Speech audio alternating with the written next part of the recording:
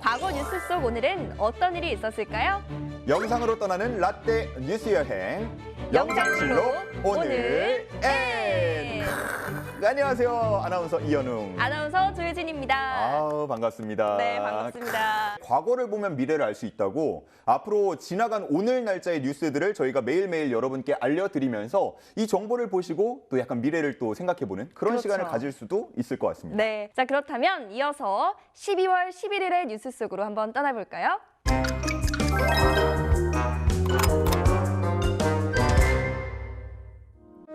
광화문 가로수 은행잎 물들 때 1968년 12월 11일에 바로 이 노래 속에 뉴스의 주인공이 있습니다. 그래요? 이거 규현 씨의 광화문에서잖아요. 맞아요. 근데 규현 씨가 아마 제가 알기로 저랑 거의 동갑이거든요. 네.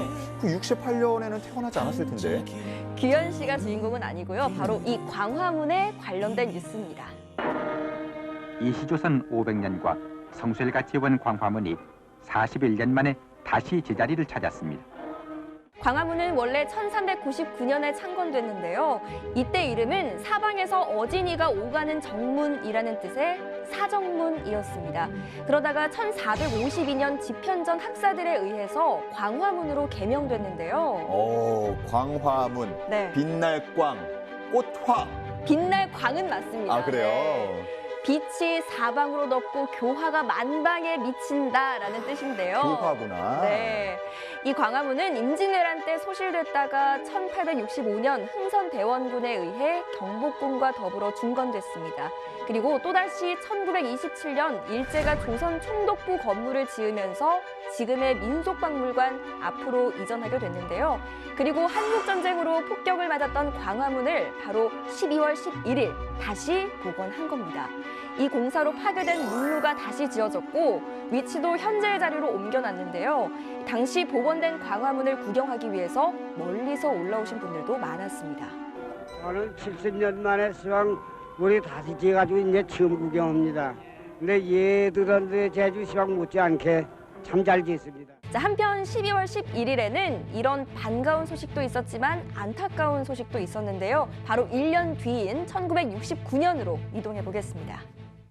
자, 현웅 씨, 갑자기 내가 탄 비행기가 납치가 된다면 어떠실 것 같아요? 와, 저 이 시뮬레이션을 사실 네. 전직 이제 승무원이니까 네네네. 야, 내가 탄 비행기가 만약에 괴한이 들이닥치면 어떡하지? 막 이 오. 생각을 진짜 많이 했거든요. 네. 너무 끔찍할 것 같아요. 영화가 아닌 대한민국에서 일어난 실화. 그것도 북한으로 납치가 된 건데요. 1969년 12월 11일 강릉을 출발해서 서울로 향하던 대땡항공 여객기에는 승객으로 위장해 있던 북한 공작원이 탑승 중이었습니다. 권총을 가진 공작원의 위협으로 인해 직원들과 승객을 포함한 50명은 북한 연포 비행장에 강제 착륙하게 됐습니다. 아니, 근데 저게 가능한가요? 승객으로 어떻게 위장을 하죠? 보안 검색에서 안 걸리나? 사건 당시에 북한 공작원 조창희 씨가 육군 출신이래요. 그래서 이게 제복을 입고 있다 보니까 이것 때문에 당연히 받아야 하는 그 보안 검색을 넘어갈 수 있었다고 합니다. 그러면 이후에는 어떻게 된 거죠? 다들 어떻게 돌아오셨나요? 납북 66일 북한 괴뢰 간첩에 의해 북으로 끌려갔던 대한항공기 탑승원 51명 중 39명이 망몽에서 풀려나와 자유의 품에 돌아왔습니다. 하지만 이 사건으로 납북된 기장, 부기장, 승무원 2명과 승객 7명은 지금까지도 돌아오지 못했습니다. 저도 이 사건을 좀 조사를 저번에 해봤는데 네. 아직 돌아오지 못한 승객 중에서 출장 갔던 PD님도 계시다고 하더라고요. 네, 맞아요. 여전히 남겨진 가족들은 힘겹게 지금까지도 송환 요구 투쟁을 이어오고 계신다고 하더라고요. 43년간 서로 갖지 못했던 그러한 것을 그리움을 이제 한을 털고 싶은 것이죠. 과거의 오늘엔 이런 슬픈 소식도 있지만 또 더 나은 미래를 향한 노력도 있었는데요. 그럼 1997년으로 함께 가보실까요? 가을이 오면 눈부신 아침 햇살에 현웅 씨, 근데 올해 가을 충분히 즐기셨어요?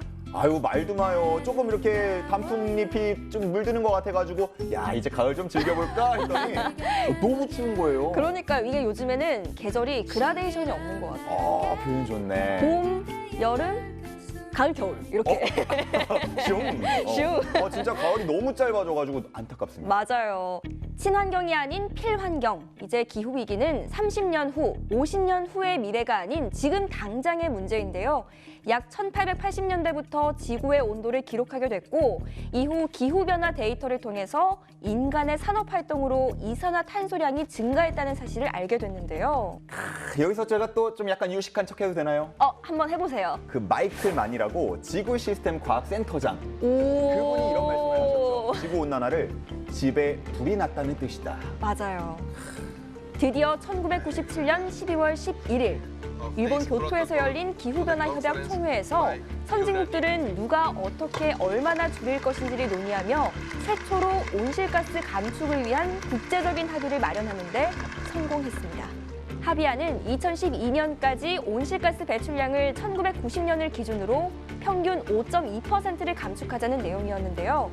지구온난화에 대한 경고가 나온 지 100년 만에 지구 환경 보호를 위한 구체적인 실천 계획이 마련된 셈인 거죠. 근데 기억나는 게 당시에 우리나라는 제외됐었죠? 맞아요. 당시 우리나라와 멕시코 등 화석연료 의존도가 높은 나라들은 온실가스 감축 의무 대상에서 일단 제외됐는데요. 당시 세계 최대인 이산화탄소 배출 국가인 미국이 비준하지 않았고 2010년 이후 온실가스 배출량 세계 1위인 중국과 3위인 인도는 교토 의정서 개발도상국으로 분류돼서 이산화탄소 감축 의무가 부과되지 않았기 때문인데요. 이게 그러면 언제까지 유지가 된 거죠? 2020년까지였습니다. 교토의 정서 연장 기간인 2020년이 지나자 이후로는 파리 기후변화 협약에 따라서 모든 나라가 참여해 탄소 감축을 시행하고 있는 상황입니다.